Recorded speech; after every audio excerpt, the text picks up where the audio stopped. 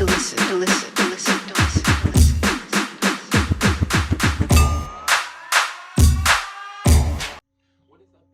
It is 11 LeVeaux here, back with another video. I decided to come and get, first of all, let,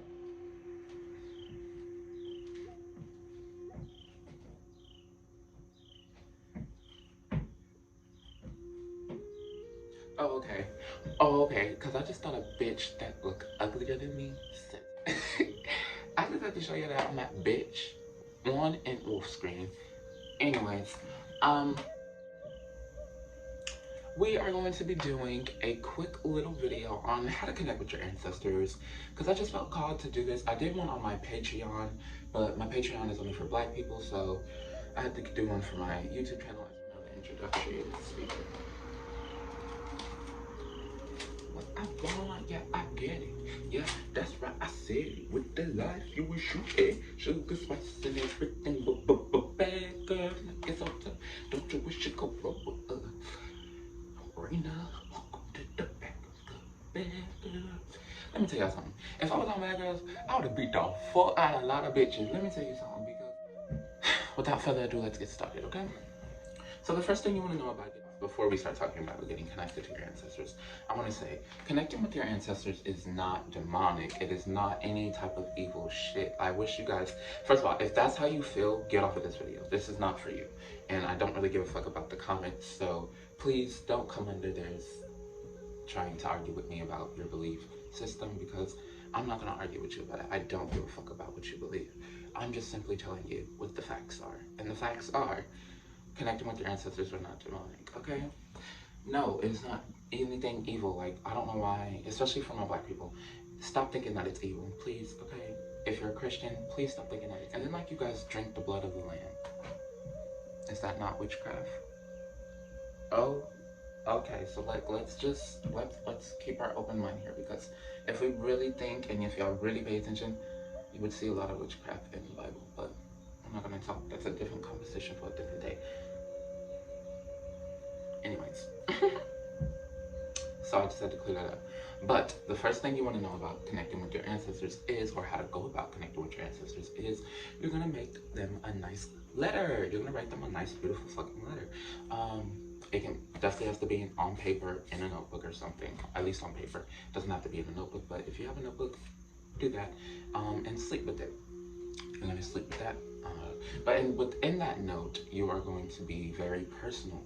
You are going to let them know, like, hey, you guys, I'm welcoming you guys in my space. I'm letting you guys know that I am open to receiving you guys' messages, or even receiving you guys' love. And, you know, just get as personal as you want within the message. Be yourself within the message, within the letter that you write to them. Don't try to talk to them like you're, one, scared, because they don't like that. They won't come to you if they know you're scared. And two, don't talk to them like you're not you, you know? Don't try to sound like somebody else, basically, is what I'm saying. Be yourself within the letter, okay? The next thing that you're gonna do is you're gonna get a candle. Now, these are not in order, like this, you don't have to do these in order. These are just stuff that you can do to connect with them. Is get a candle. Now, me, I use any type of candle, and it doesn't really matter. You can use any type of candle. Most people prefer white candles, but again, I use any type of candles. It does not matter. So, whatever you feel called to do is what you feel called to do. But yes, you can use a candle to connect with them. What you're gonna do is you're gonna light that candle. You're gonna just let them know as you're lighting the candle. You're gonna set that intention, whether you want to say it out loud or in your head. Hey, I'm welcoming you guys in my space, and I would like to have a conversation with you. You're gonna talk to them like you normally would a friend, like I am to you right now. And you're gonna sit there for a little bit. Sit there for a little bit and listen to the thoughts that are coming in and out of your head. And make sure that you're actually trying to define the voices. Like, now I know some people can't hear their thoughts, so sorry if you can't. But for those who can, make sure you are trying your hardest to differentiate the voices, so that way you're not just hearing your voice, and it's easier for you to listen to them when it's not just you listening to your voice, you know? Okay. What else? Something else that you can do, moving on from the candle, is an altar. You can make them an altar. Now, honestly, making them an altar is like the first thing that you should do. But if you don't want to do the altar first, you can just do the, you know, the letter first. But it doesn't, again, these are not in order. You could just do them however you feel called to. But yes, an altar is so important for your ancestors because that is like their home in your sacred place. Now, your altar can be in your room, it could be in your living room, it could be in your bathroom. It doesn't matter where your altar is. It just has to be a sacred space for you. So that way you can go down there and sit and talk with them whenever you need to. Sit down there and give them offerings. And that's another thing, offerings. As you get more connected with your ancestors, they'll let you know what they want from you. Offerings are another thing that they love to give, to get from us. And it's something that they give as well. So it is a give or take type of relationship with your ancestors. It's not just this like endless, you know, like one-sided relationship, if that's what you were thinking. No, it's not. It is a give and take situation type thing going on. Now, that doesn't mean that every time you give them an offering, you're going to get some type of reward. No, that doesn't mean that. But keeping them fed is very fucking important. So make sure that you are feeding them. Once you make them an altar, it's important that you're making them food as well. It doesn't have to be like a 5-course fucking meal, but whatever you're eating, please offer them some. Okay? If you feel like they would like that, offer them some. And by offer them some, you can just leave a small little portion out on your altar. Or you can invite them, like let them know, like out loud or in your head, hey, I'm letting you guys know that you guys can come and munch off of this with me if you want. Like, it could be why meals have to be 5-course, because it does not. Okay? But do get in the habit of trying to cook for them because they do like that. Okay?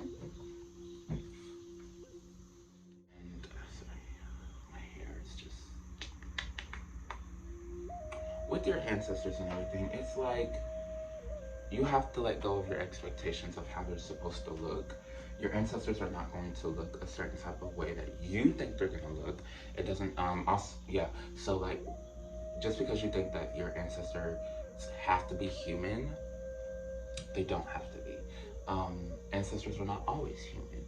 They can be mythical creatures. So mythical creatures, it can be literally, ancestors can be anything. So like, whenever you are seeing them, they may present themselves to you in many different ways.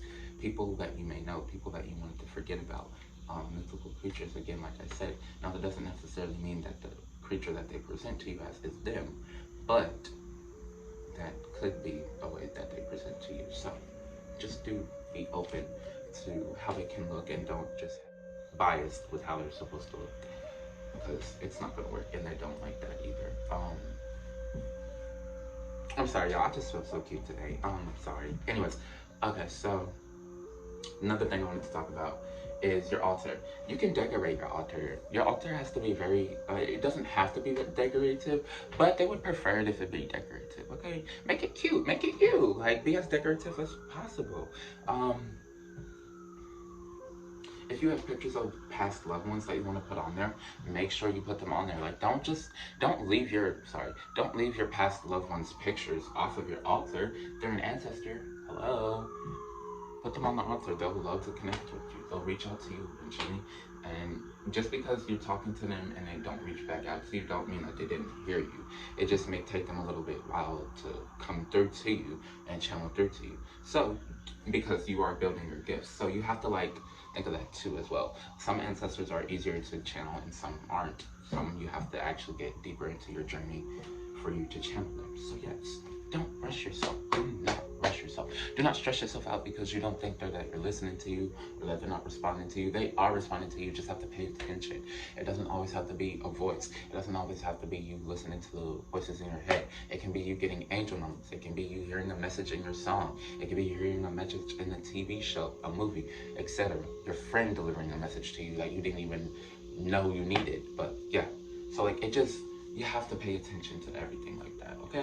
So don't just limit yourself to seeing one thing, like, oh, they're gonna come to me this way. No, they can come to me any type of way, even the ways that I didn't name. So yeah, it's very important that you guys are like listening to that and seeing that.